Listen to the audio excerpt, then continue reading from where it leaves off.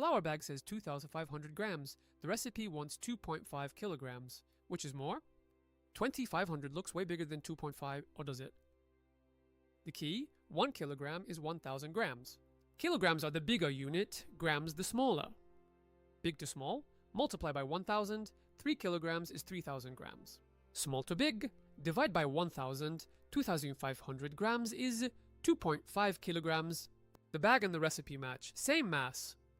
Here is a neat trick. The table, 4 columns from key G to G, 1 step of 10 each. Place the 2 under kilog, fill zeros to the G column, and read 2,000 grams. Even 2.5 works. 2 under kilog, 5 next door, zeros to G, 2,500 grams. Let's remember, 1 kilogram is 1,000 grams. To smaller, multiply. To bigger, divide.